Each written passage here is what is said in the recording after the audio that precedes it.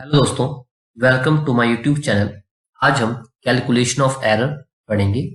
इसमें हम numerical solve करेंगे कि किस तरह से हम रिलेटिव एरर या परसेंटेज एरर फाइंड आउट कर सकते हैं। तो चलिए स्टार्ट करते हैं। सबसे पहले है the sum of two observe physical quantity of same type. अगर एक ही तरह की दो फिजिकल क्वांटिटी दी गई हो और उसमें अगर आपसे पूछा जाए कि आप इसमें एब्सोल्यूट एरर फाइंड कीजिए या परसेंटेज एरर या फिर रिलेटिव एरर, कुछ भी पूछा जा सकता है, तो किस तरह से एरर फाइंड आउट किया जाता है अगर दो क्वांटिटी दी गई हो और वो सम में दी गई या दोनों का सम दिया गया हो। सेम टाइप का मतलब है या तो वो केजी में होंगी या मीटर में होंगी या ऐसी क्वांटिटीज जिनके यूनिट सेम रहे। तो उसमें अगर एब्सोल्यूट एरर की बात करी जाए तो उसमें किस तरह से फाइंड आउट किया जाएगा, यानी कि ये फाइनल क्वांटिटी है जेड को किस तरह से फाइंड आउट किया जाएगा, डेल्टा जेड, यानी कि जो एब्सोल्यूट एरर रहेगा वो किस तरह से रहेगा, delta Z is equal to delta A plus delta B. इस तरह से एरर उसमें रहेगा और जो फाइनल क्वांटिटी जो बनेगी वो भी इस तरह से इनके सम में ही बनेगी। उसी तरह अगर डिफरेंस दे दिया जाए, difference of two observe physical quantity of same type का फिर से वही मतलब है कि वो या तो केजी में हो, मीटर में हो, या फिर वो टेम्परेचर की बात करें तो सेल्सियस में हो। ठीक है, टेम्परेचर की बात करें सेल्सियस में हो या केल्विन में हो, सेम टाइप के रहेंगे। तो उनके बीच में अगर आपने डिफरेंस फाइंड आउट करना है, उनके बीच अगर डिफरेंस दिया गया है, यानी कि ऐसा डिफरेंस दिया गया है कि वो या तो केजी में डिफरेंस दिया है या मीटर्स में या केल्विन में या सेल्सियस में, तो उसमें अगर एब्सोल्यूट एरर फाइंड आउट करना हो, मान लो मेरे पास रिजल्टेंट क्वांटिटी है Z is equal to A minus B, लेकिन जब इसका एब्सोल्यूट एरर फाइंड आउट किया जाएगा तो वो किस तरह से रहेगा, delta Z is equal to delta A plus delta B. ये इस तरह से इसका रिजल्टेंट रहेगा। ओके, और यहां से एक एमसीक्यू में जो क्वेश्चन पूछा जाता है कि जो एरर होता है एरर आर ऑलवेज, इस तरह की क्वांटिटी है ये एडिटिव, इस तरह की एरर हमेशा ऐड ही होता है, ये कभी सब्ट्रैक्ट नहीं होगा। Error are always additive in nature. Okay, इसी तरह अगर प्रोडक्ट में क्वांटिटी दी गई हो, example Z is equal to A into B, तो इसमें जब एब्सोल्यूट एरर फाइंड आउट किया जाएगा या फिर इसमें किसी भी तरह का एरर फाइंड आउट किया जाएगा, वो किस तरह से रहेगा, वो रहेगा इस तरह से, delta Z upon true value is equal to delta A upon true value plus delta B upon true value. इस तरह से इसका फॉर्मूला रहेगा जब अगर आपके पास क्वांटिटी प्रोडक्ट में दी गई हो। ओके, आई होप आपको समझ आ रहा होगा। अगर समझ नहीं आ रहा है तो जब हम न्यूमेरिकल्स सॉल्व करना स्टार्ट करेंगे तो आपको बहुत अच्छी तरह से ये समझ आ जाएगा। ओके, नेक्स्ट है अगर quotient of two observe quantities दी गई हो, यानी कहने का मतलब है कि अगर वो इसमें हो, डिवीजन में दी गई हो, मान लो ये मेरे पास, इसमें एरर्स की बात करेंगे तो एरर्स इसमें किस तरह से फाइंड आउट किया जाएगा, एरर इसमें रहेगा वैल्यू जो कि जेड की ट्रू वैल्यू होगी is equal to delta A upon A plus delta B upon B, यानी कि जिसमें जो डेल्टा बी है या जो डेल्टा ए है, जो डेल्टा जेड है, इसको हम कहते हैं एब्सोल्यूट एरर, और जो बी है इसे हम कहते हैं ये रहती है हमारे पास ट्रू वैल्यू जो एक्चुअल में उसकी वैल्यू होगी या उस क्वांटिटी की वैल्यू होगी। क्वांटिटी या तो केजी में होगी, मीटर में होगी, सेल्सियस में, किसी में भी वो क्वांटिटी हो सकती है। ओके, अब अगर पावर्स की बात करें तो पावर किस तरह से दी गई हो, जैसे मान लो मेरे पास रिजल्टेंट क्वांटिटी है Z is equal to A power N, तो इस तरह की क्वांटिटी में एरर्स किस तरह से फाइंड आउट किया जाएगा, इसमें लिखा जाएगा delta Z is equal to n times delta A upon A, यानी कि डेल्टा ए जो है वो एरर और जो ए रहेगा वो ट्रू वैल्यू रहेगी। और आप जानते ही हैं अगर मेरे पास इस तरह से है या डेल्टा ए अपॉन ए लिख रहा हूं तो इसको कॉम्बिनेशन में क्या कहा जाता है, ये बन जाता है रिलेटिव एरर, इसे हम कहते हैं रिलेटिव एरर। ओके, और ये जो डेल्टा ए है इसको सिंगल कहा जाएगा एब्सोल्यूट एरर, एब्सोल्यूट एरर। और जो ए है इसे हम कहते हैं ट्रू वैल्यू, ट्रू वैल्यू। यानी कि हम कह सकते हैं कि जो रिलेटिव एरर रहता है वो रहता है ratio of absolute error upon true value. Okay, अब इस तरह से हमने इनको समझा, जो रूल्स थे इसके कि किस किस तरह से हम इसको एरर्स जो है किसी भी क्वांटिटी में हम फाइंड आउट कर सकते हैं जब हम क्वेश्चंस करेंगे। तो आई होप ये आपको और अच्छी तरह से समझ आएगा और इजी भी लगना स्टार्ट हो जाएगा, क्योंकि अभी हमने इसके सिर्फ फॉर्मूला ही लिखे हैं। हाँ आए कि किस तरह से हमने इनको हम सॉल्व कर सकते हैं, लेकिन जब हम इनको सॉल्व करेंगे बाय एग्जाम्पल या बाय क्वेश्चन तो ये बहुत ही इजी लगना स्टार्ट हो जाएंगे। जो हमने फर्स्ट प्रॉपर्टी पढ़ी थी जिसमें मैंने कहा था फर्स्ट में दी गई होगी, और इसमें जब एरर फाइंड आउट करेंगे तो delta Z plus delta A plus delta B इस तरह से रहेगा, जिसमें डेल्टा ए डेल्टा बी हमारे पास हम इसमें कह सकते हैं कि ये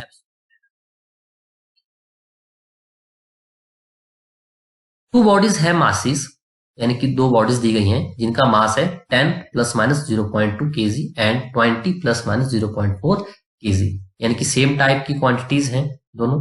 what is the total mass of these bodies? अब इन्होंने कहा है कि बताइए कि जो टोटल मास रहेगा इस क्वांटिटी का वो कितना रहेगा। ओके, जो टोटल मास मतलब कि दोनों बॉडीज का एक ही क्वांटिटी मान लेंगे और अब फाइंड आउट करेंगे कि इनका रिजल्टेंट मास कितना रहेगा। तो चलिए कैलकुलेट करते हैं। हम यह मान लेंगे कि मान लो मास m1 है जिसका मास दिया गया है 20 प्लस सॉरी दिया ये 10 प्लस माइनस 0.2 kg। ओके, और जो मास m2 है ये दिया गया है 20 प्लस माइनस 0.4 यहां से ये kg, सेम टाइप है।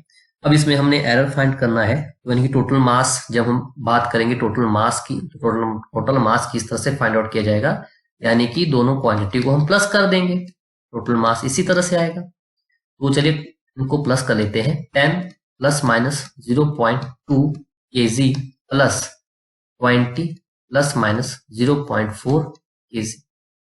ओके, चलिए प्लस कर लीजिए, 10 और 20 ये बन जाएगा हमारे पास 30 प्लस माइनस 0.2 0.4, और हमें पता है ये कुछ एरर शो करते हैं दोनों, तो ये जो एरर रहेंगे ये आपस में प्लस ही होंगे, एरर हमेशा एडिटिव रहता है तो इनको प्लस कर लेंगे, तो ये बन जाएगा 0.2 एंड 0.4 ये बन जाएगा 0.6 kg।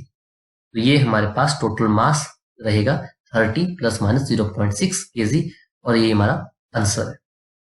ओके, आई होप आपको ये क्वेश्चन समझ आया होगा कि किस तरह से हम इसमें एरर्स को आपस में प्लस करेंगे, delta A plus delta B, यानी कि ये डेल्टा ए और ये डेल्टा बी था, इनको आपस में प्लस किया तो, और क्वांटिटी जो थी वो किसमें थी, क्वांटिटी जो थी वो ऐड करनी थी हमें, टोटल मास हमने निकालना था, तो ये एरर्स जो थे लास्ट में ये हमेशा आपस में प्लस ही होने थे। Okay, next area of rectangle हमारे पास दिया हुआ है, area of rectangle is equal to A equal to L into B. Area जो दिया गया है वो दिया गया है, लेंथ जो दी गई है वो है हमारे पास 100 प्लस माइनस 5 मीटर।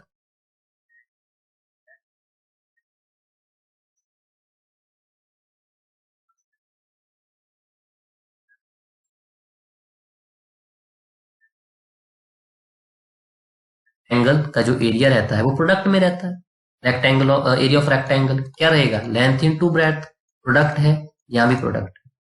इन्होंने कहा कि परसेंटेज एरर फाइंड आउट कीजिए, परसेंटेज एरर हमने फाइंड आउट करना है, और मुझे पता है जब परसेंटेज एरर की बात आती है तो उसका फॉर्मूला रहता है रिलेटिव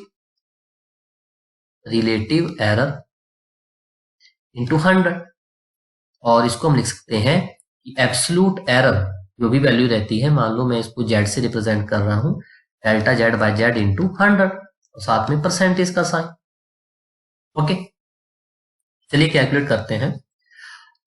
अगर ये एरिया है, परसेंटेज एरर निकालने से पहले मुझे रिलेटिव एरर फाइंड आउट करना पड़ेगा, तो मैं किस तरह से इसको फाइंड आउट करूं, मैं इसको पहले रिलेटिव एरर में ही फाइंड आउट कर लेता हूँ। बाद में 100 से मल्टीप्लाई करके ये मेरे पास किस में आ जाएगा, परसेंटेज एरर में ही आ जाएगा। तो सबसे पहले रिलेटिव एरर फाइंड आउट करने की ट्राई करते हैं। ओके, यहाँ पे सॉल्व कर लेंगे। पास जो वैल्यू थी, लेंथ की वैल्यू थी 100 प्लस माइनस 5। यहाँ पे लिख लूँ length is equal to 100 plus minus 5। ये एब्सोल्यूट वैल्यू रहती है, ये हो सकती है। ओके, तो यहां पे मैं लिख सकता हूं delta L upon L is equal to, जो एरर है इसमें वो है 5 अपॉन, और ट्रू वैल्यू इस लेंथ की कितनी है, 100। ओके, जो वैल्यू प्लस माइनस में रहेगी उसको हम थोड़ा एरर में काउंट कर लेते हैं, या एरर में यानी कि वो प्लस माइनस 5 यानी कि 5 आगे हो सकता है या 5 पीछे हो सकता है, तो वो एरर में आ जाएगा। तो ये आ जाएगा 5 अपॉन, और जो ट्रू वैल्यू है लेंथ यानी कि 100 इसकी एब्सोल्यूट वैल्यू है, तो 100 को मैं नीचे लिख लूंगा। और अगर मैं परसेंटेज की बात करूं कि percentage error in L, percentage error या परसेंटेज एरर इन लेंथ की बात करूं तो कितना हो जाएगा, इंटू 100। तो यहाँ पे मैं 100% साथ में लिख सकता हूं। जब इसको कैलकुलेट करेंगे तो ये बन जाएगा 5%। कितना बन गया, ये 5%। इसी तरह अगर मैं ब्रेड्थ की बात करूं तो ब्रेड्थ की वैल्यू है 50 प्लस माइनस 2। ओके, अगर मैं इसमें परसेंटेज इसमें अगर एरर फाइंड आउट करना चाहूं तो वो डेल्टा बी अपॉन बी, और इसकी वैल्यू बन जाएगी, जो ट्रू वैल्यू है वो 50 और जो एरर इसमें आ रहा है वो है 2। और अगर परसेंटेज एरर की बात करूं तो percentage error in B, percentage error in B बन जाएगा मेरे पास multiply by 100 into percentage sign, तो 0 से 0 और 5 टू जा 10, और ये बन जाएगा 4%। एट लास्ट में हमने परसेंटेज एरर फाइंड आउट करना है एरिया में, तो किस तरह से फाइंड आउट कर लेंगे, परसेंटेज एरर इन ए, ये कितना रहेगा, ये बन जाएगा मेरे पास परसेंटेज एरर इन ए। अगर मैं यहाँ पे लिखूं जेड इज इक्वल टू, जब ये ए इंटू बी था तो मेरे पास रिजल्ट जो रहता था वो रहता था delta Z upon Z is equal to delta A upon A plus delta B upon B.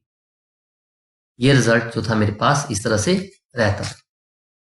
तो इसी तरह जो वैल्यूज मैंने फाइंड आउट की, चाहे वो परसेंटेज है तो परसेंटेज में लिख लेंगे, तो कितना आ जाएगा, ये बन जाएगा मेरे पास 5 परसेंटेज एरर इन एल, मैं यहाँ पे लिख लूं percentage error in L plus percentage error in B, यानी कि लेंथ एंड ब्रेड्थ में जो परसेंटेज एरर है, तो कितना आ जाएगा 5% प्लस 4%, और ये बन जाएगा 9%। यानी कि जो परसेंटेज एरर आ रहा है एरिया में वो कितना परसेंट आ रहा है, 9%। 9% एरिया में एरर आएगा। ओके, जो हमने पीछे फॉर्मूले समझे पढ़े वो ही मैंने यहाँ पे अप्लाई किया। यानी कि देखो यहाँ पे डेल्टा ए अपॉन ए आता है रिजल्ट में, तो यहाँ मैंने delta L upon L apply किया, और यहाँ पे डेल्टा बी अपॉन बी आता था तो मैंने यहाँ पे delta B upon B apply किया। तो मैंने लेंथ और ब्रेड्थ में जो एरर्स आ रहा था, या परसेंटेज एरर हो, एब्सोल्यूट एरर हो, कुछ भी एरर हो, वो इसी तरह से ही कैलकुलेट किया जाएगा। तो इस तरह से मैं एरर फाइंड आउट कर सकता हूं। एक क्वेश्चन और देखते हैं जिसमें कहा गया है डेंसिटी ऑफ सब्सटेंस इज, जो मुझे पता होता है फॉर्मूला, मास पर यूनिट वॉल्यूम। इसमें जो मास की वैल्यू है वो दी गई है 20 प्लस माइनस 0.2 kg, और जो वॉल्यूम की वैल्यू है वो दी गई है 10 plus minus 0.1 metre. Calculate the percentage error, इसमें भी परसेंटेज एरर ही मैंने फाइंड आउट करना है इसमें डेंसिटी में। स्टार्ट करते हैं, लेकिन मैं फॉर्मूला पहले लिख लूं यहाँ पे। जब हमने फॉर्मूला पढ़ा था that Z is equal to A upon B, इस फॉर्म में था, तो एरर्स जो था वो किस तरह से लिखा जाता था, delta Z upon Z is equal to delta A upon A plus delta B upon B. और इस बात को याद रखें कि जो एरर है वो हमेशा एडिटिव इन नेचर ही रहता है, वो कभी भी सब्ट्रैक्टर नहीं होता, एरर हमेशा ऐड ही होता है। ओके, तो किस तरह से लिख सकता हूं, पहले मास के लिए लिखूंगा फिर वॉल्यूम के लिए लिखूंगा। अब परसेंटेज एरर, या सिंपल बात करूं मैं, एरर इन एम, मास में एरर कितना आ जाएगा, डेल्टा एम बाई एम, यानी कि absolute value upon true value. तो एब्सोल्यूट वैल्यू कितनी है, 0 पॉइंट, क्वेश्चन के हिसाब से 0.2 अपॉन जो एब्सोल्यूट वैल्यू है वो है 20। अब इसमें परसेंटेज की बात कर दी जाए तो परसेंटेज एरर इन एम, इसमें और कुछ नहीं करना होता है, यहाँ पे मल्टीप्लाई बाय 100 कर लीजिए। तो यहाँ भी मैं मल्टीप्लाई बाय 100 कर लूंगा, कितना बन गया ये बन जाएगा 0.2 अपॉन 20 इंटू 100, 0 से 0 कैंसिल, और यहाँ पे 2 1 जा 2, 5 2 जा 10, और ये बन जाएगा 2/10 इंटू 5, 5 1 जा 5, 5 2 जा 10, 2 से 2 कैंसिल, और ये बन गया 1%। कितना बन जाएगा ये 1%। इसी तरह परसेंटेज एरर इन V यानी कि वॉल्यूम में ये बन जाएगा delta V upon V into 100 या 100%, और इसको कैलकुलेट करेंगे तो ये बन जाएगा मेरे पास एरर है 0.1 अपॉन V की वैल्यू है मेरे पास 10 इंटू 100, इससे ये कैंसिल हो गया, और ये बन गया मेरे पास 0.1, तो 0.1 का मतलब है 1/10 इंटू, ये वाला 10 यहाँ पे 10 से 10 कैंसिल, और ये बन गया 1%। तो वॉल्यूम में जो परसेंटेज एरर है वो भी 1% है, और जो परसेंटेज एरर है मास में वो भी 1% है। और जब परसेंटेज एरर आएगा किसमें, डेंसिटी में, परसेंटेज एरर आएगा, यहाँ पे लिख लूं, कहाँ पे लिखूं मैं, ओके यहाँ पे लिख लेता हूं, जो परसेंटेज एरर आएगा इसमें, percentage error in density,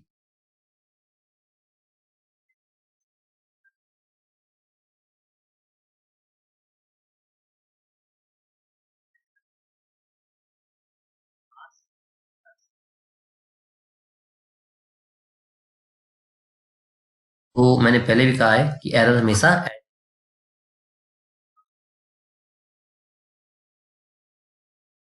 total percentage error 2%। I hope आपको ये क्वेश्चन समझ आ रहे होंगे और आपके लिए ये हेल्पफुल रहेंगे एग्जाम्स के लिए। नेक्स्ट है, physical quantity z is given by z equal to a square into V cube upon c, या यूं कह लो c, तो c से ही बात कर लेते हैं, c में ही रहने देते हैं। Calculate the relative error in z, इन्होंने कहा है कि रिलेटिव एरर फाइंड आउट कीजिए।